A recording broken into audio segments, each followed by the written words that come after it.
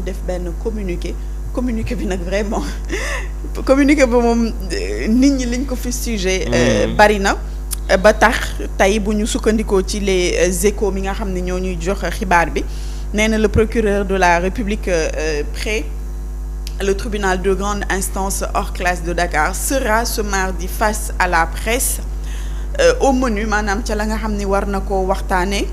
l'enquête relative aux manifestations à l'UCAD et la mort de l'étudiant Abdoulaye Ba. Ibrahima Ndoye, devant la désinformation tous azimuts et attaqué de toutes parts, a décidé de livrer sa part de vérité lors d'un point de presse, annonce le journal dans son édition de ce lundi. Les Échos moo ñu koy xamal tey ci altine jii nii. Le chef de parquet de Dakar est la cible de l'amicale des étudiants en médecine et du collectif des médecins, pharmaciens, chirurgiens, dentistes en spécialisation du Sénégal. Ces deux entités lui reprochent d'avoir déclaré dans un communiqué que les éléments de l'enquête sur la mort de Abdoulaye Ba ne corroborent pas les rumeurs faisant été de violences physiques exercées sur la victime. L'amicale des étudiants se dit profondément choquée par cette sortie du procureur. Maintenant que leur camarade a été tabassé à mort par les policiers lors de leurs interventions dans le campus, moins affirmatifs, les membres du collectif des médecins, pharmaciens et chirurgiens dentistes rappellent que les conclusions de l'autopsie penchent clairement vers l'existence d'un mécanisme traumatique majeur, écartant la thèse d'une mort naturelle ou d'un suicide. bu ñu koy tënk ci wolof, le procureur de la République dina génn suba waxtaan ak presse bi ca la nga xam ni njott nañu war nañ ko waxtaane enquête bi nga xam ni dafa ñeel manifestation yi am UCAD ba benn étudiant ñàkk ci bakkanam. Étudiant baa ngi tudd Abdoulaye Ba. Ibrahima Ndoye, devant la désinformation maanaam information yoo xam ne mën nañ jàpp ni daal dafa baaxul di jóge fu ne de toutes parts ñoom ñu di ko xaw a attaqué moom décidé na livrer sa part de vérité lan la xam ca boobule dossier. Point de presse bi journal bi moo ñu koy annoncé. Pour wax nag collectif bi nga xamante ni moo nekk collectif des médecins, pharmaciens, chirurgiens, dentistes en spécialisation du Sénégal ak amicale des étudiants ñoom ñu ngi reprocher déclaration yi nga xam ne def na ko ci communiqué élément enquête bi la nga xamante ni moom la wax corroboré wul ak la ni ca communiqué procureur ba. waaw xam nga procureur moom pour communiqué bi. Sénégalais yi duggul seen nopp quoi très sincèrement mais man. au moins dinaa ko may bénéfice du doute xam nga lu tax. parce que dafa am ay événements yu fi jaaroon mu amoon manipulation yu bëri procureur yi fi nekkoon à l'époque génn am yu ñu wax du dëgg donte contexte yi bokkul mais procureur comme day génn ñu ngi koy xaar mu génn mais li ko dul dédouané xam nga mooy lan dañu gis flagrant délit les forces de défense et de sécurité di mbëkk étudiants yi di leen dóor di leen torturer bay torturer sax seen alal. kuy torturer bay torturer téléphone ak moto doo bàyyi nit te loolu procureur il faut que mu ñëw ci parce que le ministre de l'intérieur bi muy def conférence de presse am wax na jëm ci étudiants yi mais waxul jëm ci force de l'ordre yi te li ñu def gis na ko c'est-à-dire que foofu la Sénégal nag war a jubal jubanti bi foofu la war a commencer Sénégalais yi problème bi ñu amoon mooy l'état central dañ daan def du n'importe quoi ay nit di dee te justice du rendre justice ñoom biñ ñëwee li ñu war a njëkk a def mooy lépp lu xew en toute transparence ñu teg ko sur la table sénégalais yi xam lan mooy véracité bi mais bii dafa doy waar te et puis lan mooy cause bi ba conséquence bu doy waar bi am ci cause bi lan la ay étudiants yuy laaj seen rappel mais ana waxtaan étudiants yooyu ñooy ñan ñooy ki porté woon projet PASTEF moo lay wan ni PASTEF ils sont irresponsables PASTEF juguñu pour jëmale Sénégal fu baax. loolu mooy dëgg te chaque jour ñu koy wane la preuve looloo indi sax seen popularité di wàññeeku parce que nit ñi dofuñu toppoon nañ leen jàpp ni xëy na ñii c'est des gens yoo xam dañ bëgg Sénégal dañ ñëw yéene Sénégal lu baax mais biñ fi ñëwee ba léegi Sénégal dafa nekk di dellu ginnaaw te doo xam lu tax amul intelligence. yow tey bu fekkee ni da nga ñëw ne da ngay dem ci rupture da ngay dem ci souverainisme mais da ngay ut ay solution parallèle ba pare soo ko dem ci loolu parce que doo ñëw rek arrêté lépp nga ñëw arrêté lépp ba pare bëgg recommencer waat ba pare amoo background ndax amoo relation amoo pexe tey premier ministre jóge na fee nee nañ mu ngi Jidda nañ xaar lan lay indi mais juste rek pour wax ni yooyu yëpp bu dajee problème yëpp problème mu xaalis la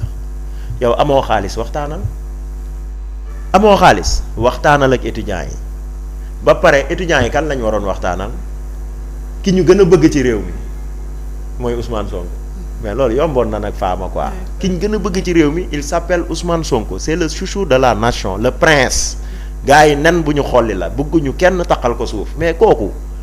wax dëgg yàlla bi problème bi amee waroon na jóg dem waxtaan ak étudiants yi wax ak ñoom teg seen loxo lu aj ngooñ ne leen kat gars yi xaalis amul waaye nag étudiants yi duñ ko dégg xamalu tax parce que tey boo demee assemblée nationale ña ngay gundaa daat di noos nga dem état bi maanaam l'état central rationalisation kenn gisu ko boo demee ci institution yi ku ci nekk yaa ngi téye sa fonds politique toog mais yooyu c'est des problèmes. mais Fallou procureur bi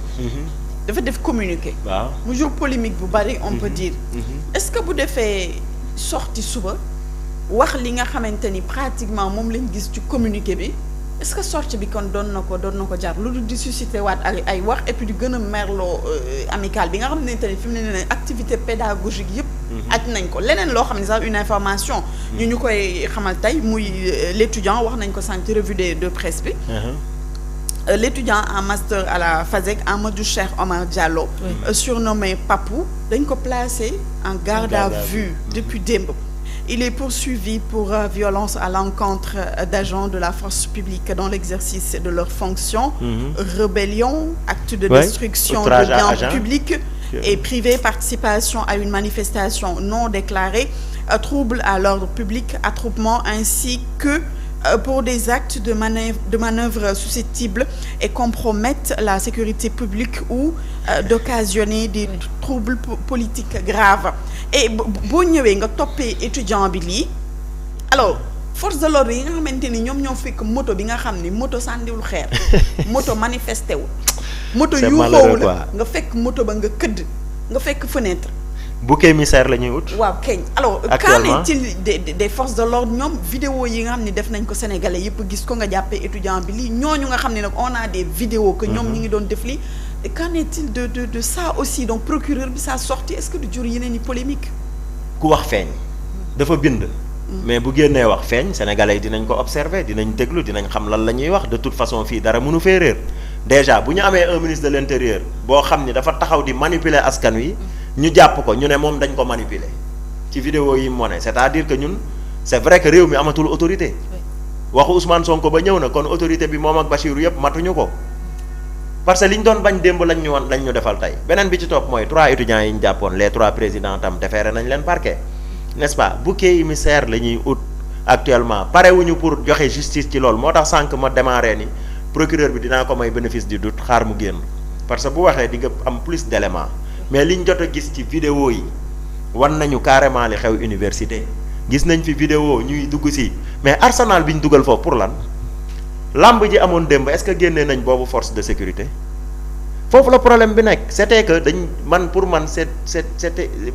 c'était prémédité dugal fa les forces de défense et de sécurité pour mater les étudiants parce que loolu mooy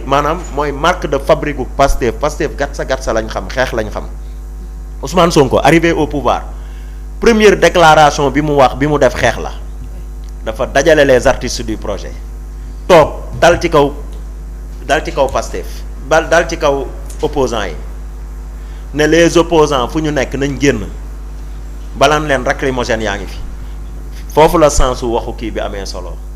Babacar Justin Ndiaye parce que nee na lacrymogène bi mën na dundal ñaata étudiants